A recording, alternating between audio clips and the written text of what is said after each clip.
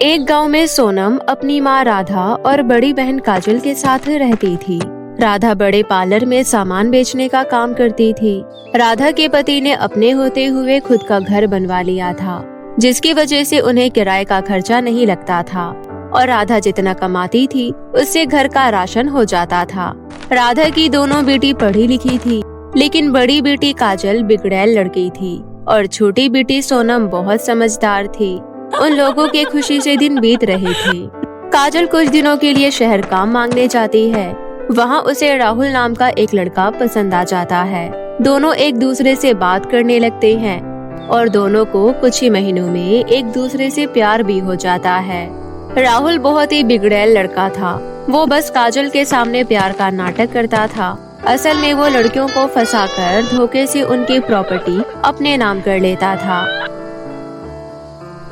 कुछ महीनों बाद काजल राधा से बोलती है, माँ, मुझे शहर में राहुल नाम का एक लड़का मिला था। कुछ महीनों से हम दोनों एक दूसरे से बात कर रहे हैं और हमें प्यार हो गया। अब हम दोनों ने शादी करने का फैसला किया है।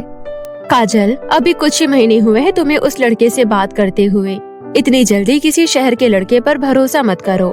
गांव का होता तो समझ में आता। शहर के लड़के को तो हम जानते भी नहीं है, तो उसके बारे में भूल जा। मैं गांव के किसी सरकारी नौकरी वाले लड़के से तेरी शादी करवाऊंगी। वैसे भी अभी तेरी शादी की उम्र नहीं है।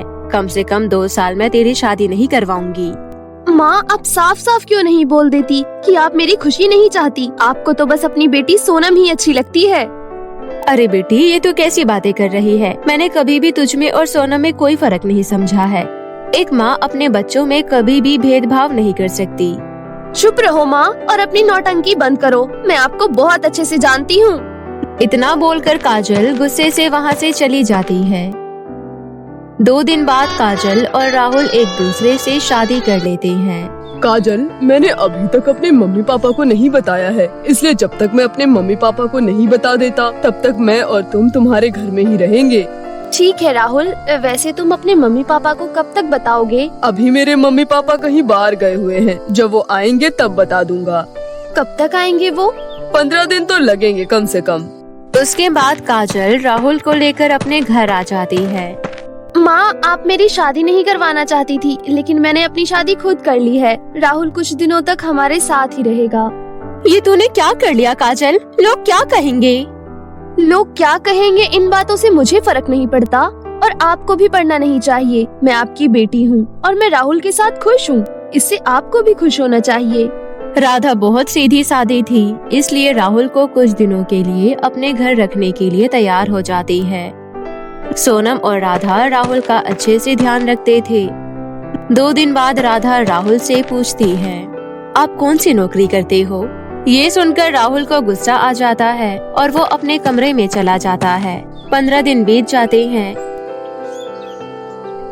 और काजल राहुल से कहती है, मम्मी पापा कब आएंगे? आपने बात की उनसे?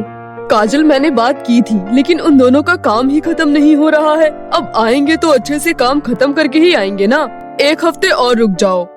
ठीक है, मुझे अपनी ससुराल जाने की बहुत उत्सुकता हो रही है, इसलिए बार बार पूछ रही हूँ। वरना यहाँ तुम कितने भी दिन रहो, कोई परेशानी नहीं है। इसी तरह कुछ दिन और बीत जाते हैं और फिर से राधा राहुल से उसकी नौकरी के बारे में पूछ लेती है। उस दिन राहुल को बहुत ही ज्यादा गुस्सा आता है और वो काजल से जाकर बोलता है, काजल, तुम्हारी माँ के बारे में मुझे तुमसे कुछ बात करनी है। हाँ, बोलिए। आए दिन तुम्हारी माँ मुझसे मेरी नौकरी के बारे में पूछती रहती है। मैं इतने दिनों से तुम्हारे घर में हूँ, इसलिए देखो, तुम्हें भी पता है मैं कोई अपने मन से यहाँ नहीं रहने आया हूँ। अगर तुम्हारी माँ को मेरे से इतनी दिक्कत है तो मैं चला जाता हूँ। अब मेरे भी काफी समय हो गए हैं यहाँ रहते हुए। मैंने नोटिस किया है कि तुम्हारी माँ तुम्हारी छोटी बहन को ज्यादा प्यार करती है और तुम्हारी हर बातों को मना करती है। सच में, अगर तुम्हारी माँ को मेरे से कोई प्रॉब्लम है तो मैं अभी ही चला जाऊँगा।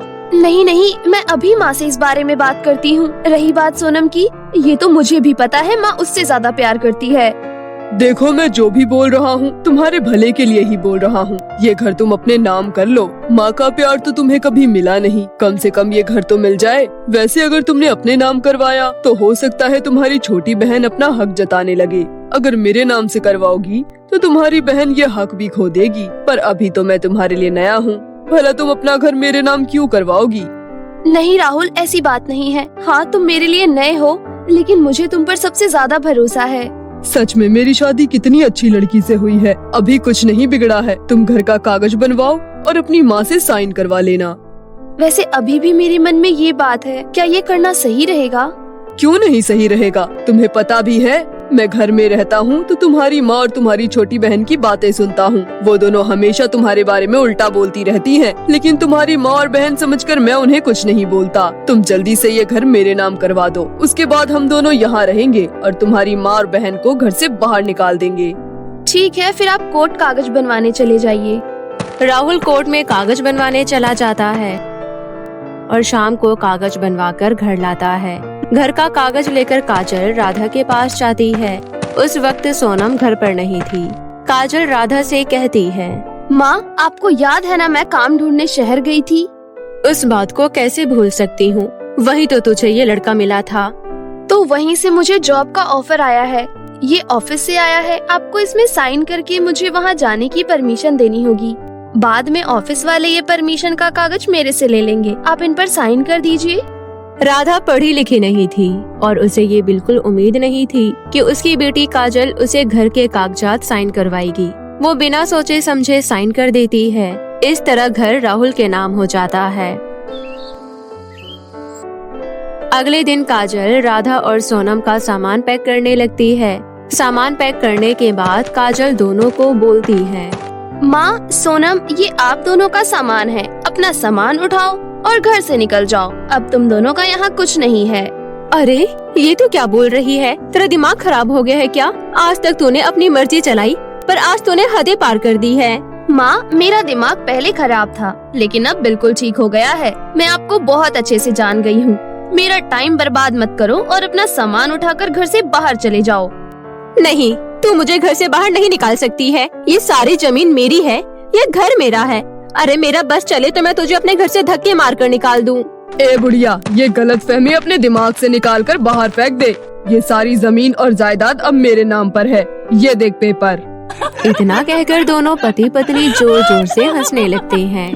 दोनों माँ बेटी अपना सामान उठाकर वहाँ से चली जाती है और एक पेड़ के नीचे जाकर बैठ जाती है। माँ, पुलिस स्टेशन चलिए, हम दोनों इन दोनों की कंप्लेंट करवाएंगे। नहीं बेटी, जानती हूँ काजल ने ये सब सही नहीं किया और ये भी जानती हूँ ये सब उसने किसके कहने पर किया है, लेकिन वो भी मेरी ही औलाद है और एक माँ अपनी औलाद का कभी बुरा नहीं चाहेगी। तभी दोनों माँ बेटी के पास एक औरत आती है और कहती है, बहन जी, मुझे कुछ पैसे दे दीजिए। मेरे पास बिल्कुल भी पैसे नहीं हैं और मेरी बेटी की बहुत तबीयत खराब है। मुझे उसके लिए दवाइयाँ खरीदनी है। अगर मैंने समय से दवाइयाँ नहीं दी तो मेरी बेटी की जान चली जाएगी। मेरी मदद करो। आप चिंता मत करिए, मैं आपकी मदद जरूर करूँगी। मेरे पास पैसे तो नहीं है, लेकिन ये मांग टीका है। मेरी शादी के समय मेरी सास ने मुझे ये मांग टीका दिया था।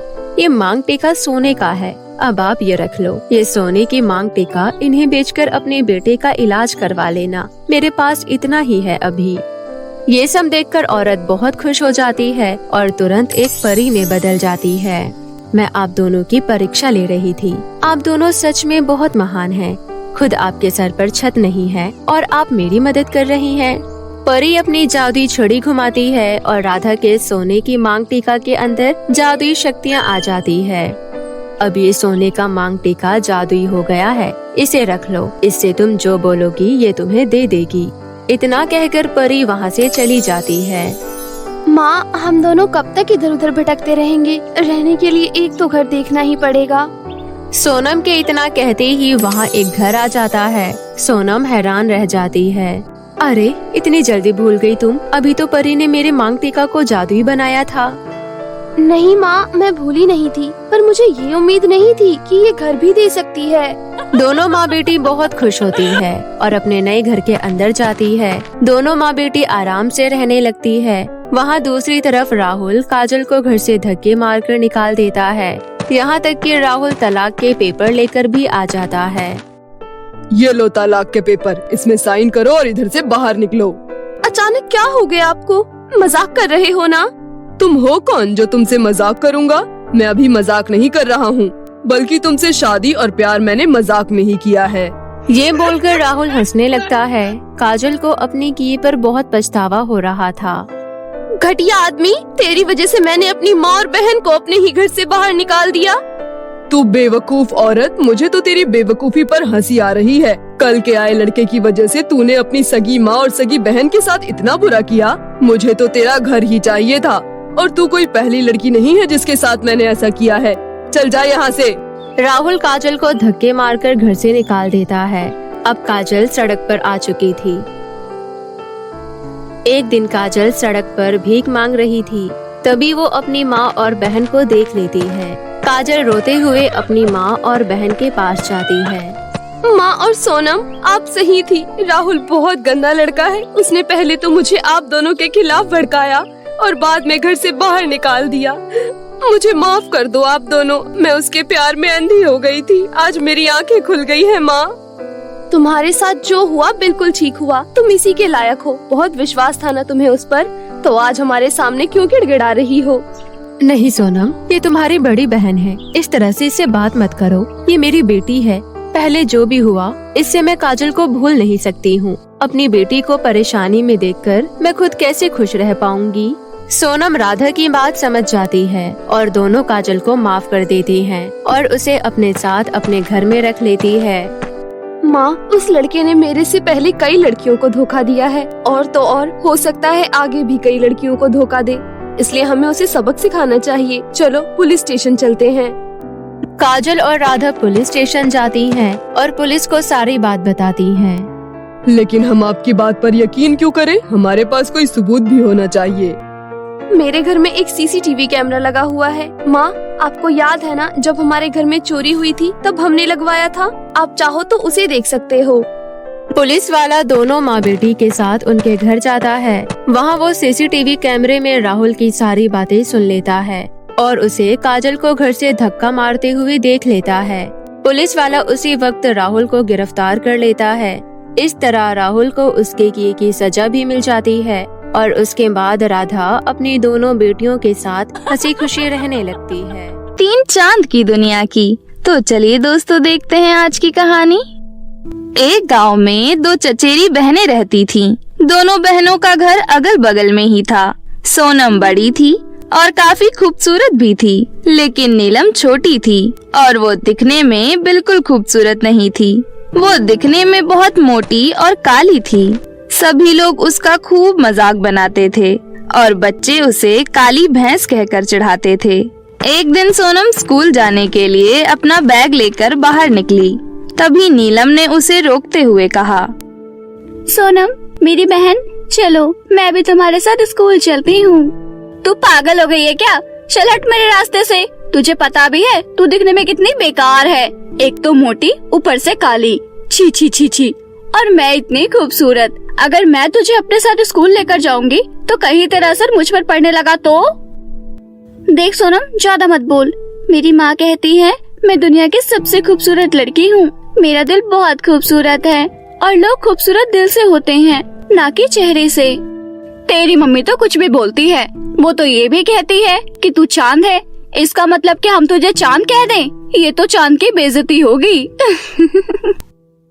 नीलम वहाँ से रोते हुए अकेले ही स्कूल चली गई। जब वो क्लास में पहुँची तो उसने देखा कि सभी बच्चे आपस में एक दूसरे को गुड मॉर्निंग विश कर रहे हैं, लेकिन नीलम को सबने इग्नोर कर दिया। थोड़ी देर बाद सोनम नीलम से कहती है, देखा तूने नीलम, तेरी मम्मी कहती है ना कि तू बहुत खूबसूरत है, बिल्कुल चांद की तरह। क्लास में किसी बच्चे ने तेरे से बात तक नहीं की। नीलम उदास होकर क्लास में सबसे पीछे जाकर बैठ गई। उसके बाद काफी दिनों तक रोजाना ऐसे ही चलता रहा। एक बार की बात है, मोहल्ले में एक जगह बर्थडे पार्टी थी। उस बर्थडे पार्टी से सोनम के लिए बुलावा आया। सोनम बहुत अच्छे से तैयार होकर बर्थडे पार्टी में जाने लगी। नीलम भी उसे जाते हुए देख रही थी। सोनम, मुझे भी अपने साथ ले चलो। तुझे बुलाया है किसी ने? नहीं, लेकिन मैं तुम्हारी बहन हूँ ना, तो मुझे ले चलो। तुझे खुद तो कोई बुलाता नहीं है, क्योंकि तेरे पास ना अच्छे कपड़े हैं और ना ही अच्छी सूरत, ऊपर से तेरा मोटा शरीर। सोनम नीलम का मजाक बनाकर वहाँ से चली गई। इसी तरह सोनम बर्थडे पार्टी और बच्चों के साथ खेलने में व्यस्त रहती थी, लेकिन नीलम के साथ कोई खेलता ही नहीं था, तो वो अपना खाली समय पढ़ने में लगाती थी। इस वजह से नीलम पढ़ने में बहुत तेज थी। स्कूल में एग्जाम हुए। एग्जाम के बाद रिजल्ट का दिन आया। रिजल्ट वाले दिन क्लासरूम में सोनम ने नीलम से कहा, तुझे पता है नीलम, आज तो क्लास में फर्स्ट मैं ही आऊंगी, क्योंकि सुंदर बच्चों को तो मैडम ज्यादा नंबर देती है ना। नीलम, तुझे नहीं आना क्या फर्स्ट? मुझे लगता है तू फर्स्ट आएगी, लेकिन ऊपर से नहीं, नीचे से। एक बार फिर सोनम ने नीलम का मजाक बनाया और हंसने लगी। सोनम की बातें सुनकर बाकी क्लास के बच्चे भी हंसने लगे। तभी मैडम क्लास में आई और उन्होंने रिजल्ट की घोषणा की। मैडम ने बताया कि क्लास में फर्स्ट नीलम आई है और सेकंड थर्ड दूसरे बच्चे। सोनम की कोई पोजीशन नहीं आई थी। सोनम अपने क्लास में ही नहीं, पूरे स्कूल में फर्स्ट थी। ये सुनकर सबके होश उड़ गए। इन सब के बाद सोनम मन ही मन सोचती है, और जिस नीलम के बच्चे के कारण मेरी बहुत बेइज्जती हुई है, मैं तो इसको बिल्कुल नहीं छोड़ने वाली। इसका कुछ न कुछ तो करना ही होगा। बच्चों के रिजल्ट की खबर पूरे गांव में फैल गई और सभी लोग नीलम को बधाइयां देने लगे। ये देखकर सोनम को और भी ज्यादा जलन हुई और उसने नीलम को सबक सिखाने का पूरा मन बना लिया। एक दिन सुबह सुबह नीलम अपने आंगन में एक पेड़ के नीचे बैठकर अकेले ही खेल रही थी। तभी वहाँ पर सोनम आई और बोली, नीलम, तुम तो पढ़ने में बहुत तेज हो। मुझे लगता है हमें दोस्ती कर लेनी चाहिए। अगर तुम मुझसे दोस्ती कर लोगी तो मैं ये भी मान लूंगी कि मैंने तुम्हारा जो मजाक बनाया था, तुमने मुझे उसके लिए माफ कर दिया। कोई बात नहीं, अगर तुम ऐसा चाहती हो तो अब से हम दोस्त हुए। ठीक है, चलो फिर पास वाले जंगल में खेलने चलते हैं। नहीं बाबा, मम्मी कहती है उस जंगल में नहीं जाना, वो बहुत ही ज्यादा खतरनाक जंगल है। अरे पागल, ऐसा कुछ भी नहीं है। मैं वहाँ रोज जाती हूँ, मुझे तो कुछ नहीं हुआ। मेरे साथ मेरी कुछ सहेलियाँ भी जाती हैं, उन्हें भी कुछ नहीं हुआ। तेरी मम्मी ऐसे ही बोलती है। चलना, चलते हैं। अच्छा, एक बार मम्मी को बता देती हूँ। तू पागल हो गई है? तुझे लगता है तू उन्हें बताएगी तो वो तुझे जाने देंगी? तुम सही कह रही हो। अच्छा चलो, मैं मम्मी को बिना बताए ही चलती हूँ। नीलम सोनम के साथ जंगल में चली गई। अरे, ये जंगल तो वाकई बहुत डरावना लग रहा है। तुम यहाँ कैसे खेल लेती हो? हम तो यहाँ बहुत मस्ती करते हैं। अरे वाह, फिर तो बहुत मजा आने वाला है। चल नीलम, एक गेम खेलते हैं। तू उस पहाड़ी के किनारे आंख बंद करके खड़ी हो जा। उसके बाद तू पहले खड़ी तो हो, फिर बताऊंगी। नीलम अपनी आंखें बंद करके पहाड़ी के ऊपर खड़ी हो गई। सोनम थोड़ा सा मुस्कुराई और उसने नीलम को पहाड़ी से धक्का दे दिया। नीलम के चीखने की आवाज पूरे पहाड़ी पर गूंज गई। सोनम खुश होकर घर वापस चली गई। नीलम पहाड़ी के नीचे गिरते ही जा रही थी, लेकिन कुछ ही मिनटों में वो एक नई दुनिया में पहुंच गई। वहाँ पर 3 चांद थे। 3 चांद को देखकर नीलम हैरान रह गई। मैं कहाँ हूँ? मैं मर गई क्या? बचाओ, बचाओ मुझे। तभी उनमें से एक चांद कहता है, तुम घबराओ मत, तुम चांद की दुनिया में हो। क्या? चांद की दुनिया? हाँ, तुम हमारी दुनिया में हो और हम तीनों जादुई चांद हैं। लेकिन मुझे तो जमीन से एक ही चांद दिखता है। हम जादुई चांद हैं।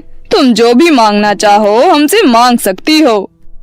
मैं बहुत काली हूँ और मोटी भी, इस वजह से सभी बच्चे मेरा बहुत मजाक बनाते हैं। कहते हैं मैं मोटी भैंस हूँ। अब मैं कहाँ जाऊँ? मुझसे कोई भी बात नहीं करता।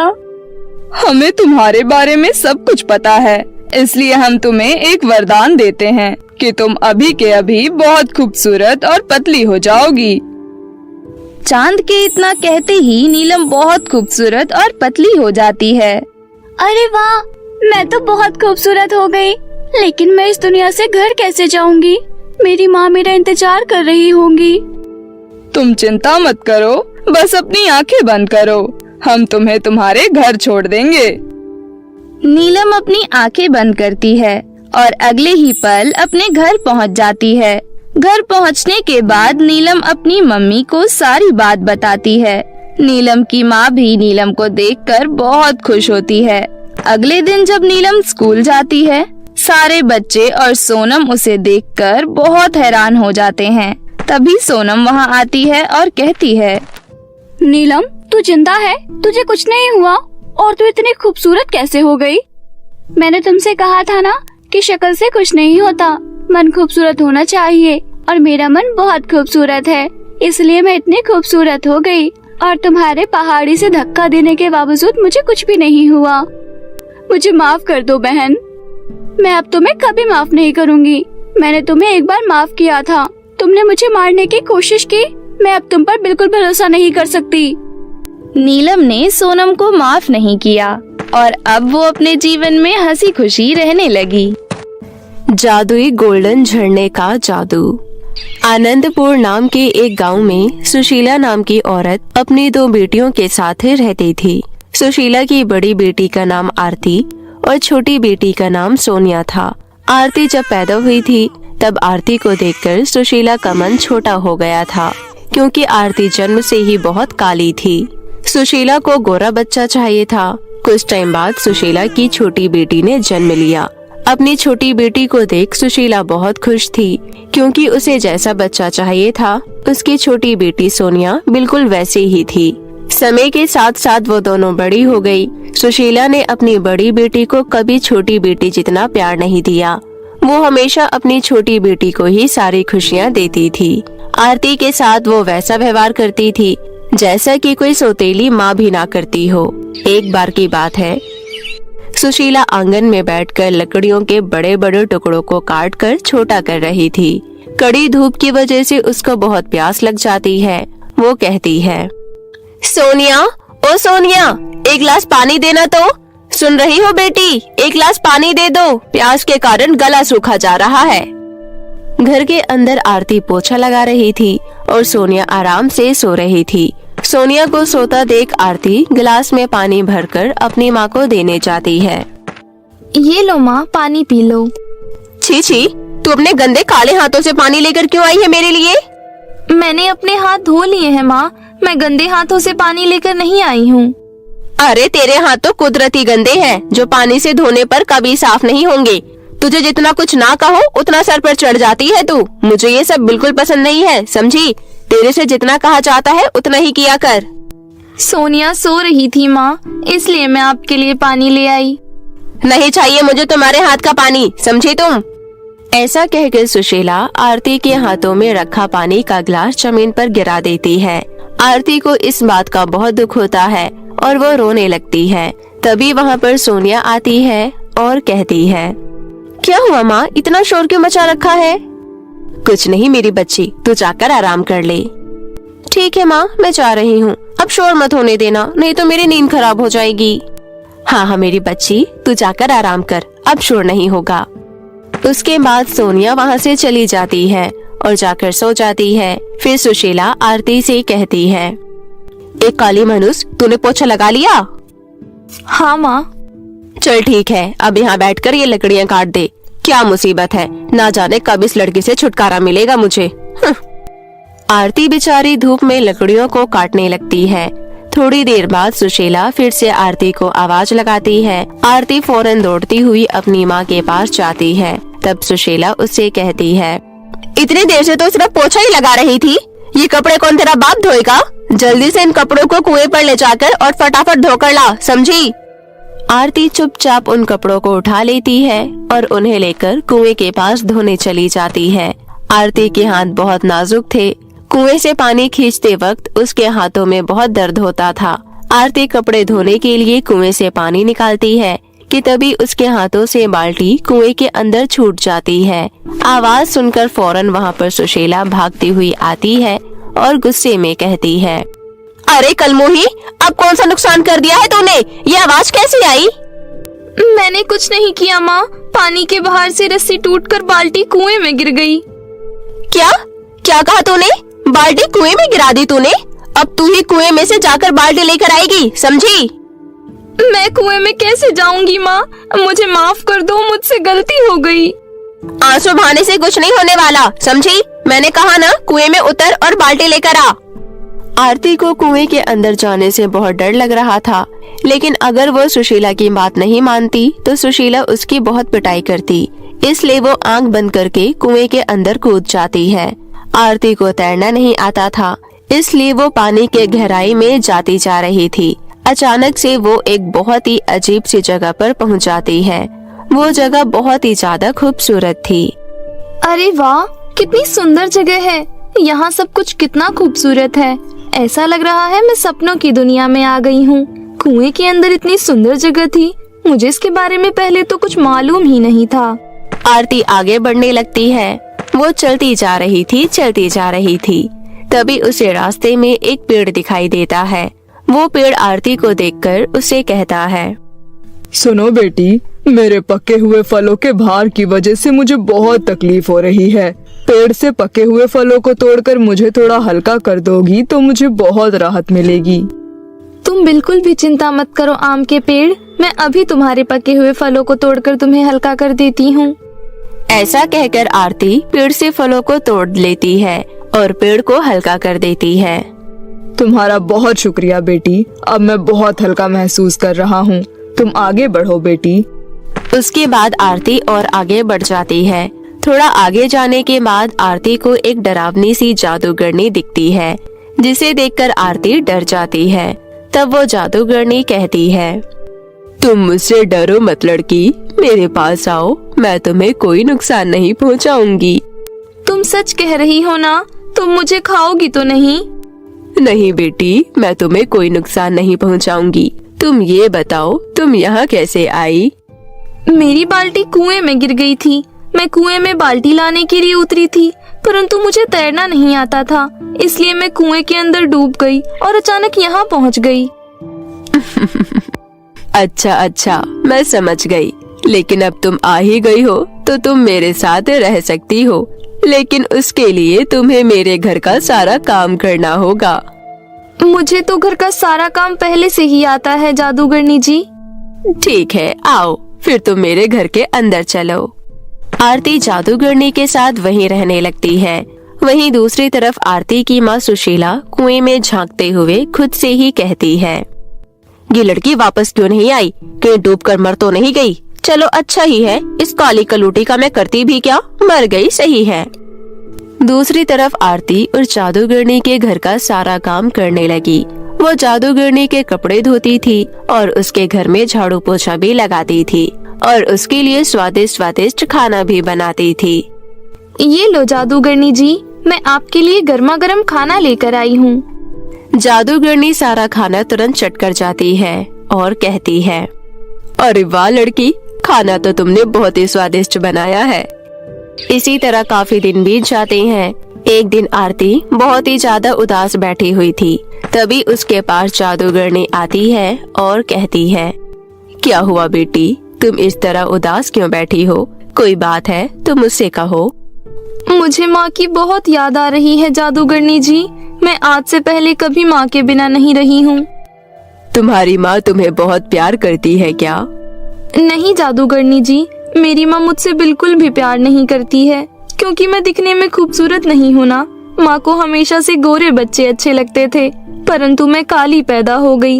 मेरी छोटी बहन बहुत गोरी है, इसलिए माँ उसको ही बस प्यार करती है। लेकिन फिर भी मैं अपनी माँ से बहुत प्यार करती हूँ और इसीलिए मुझे उनकी बहुत याद आ रही है।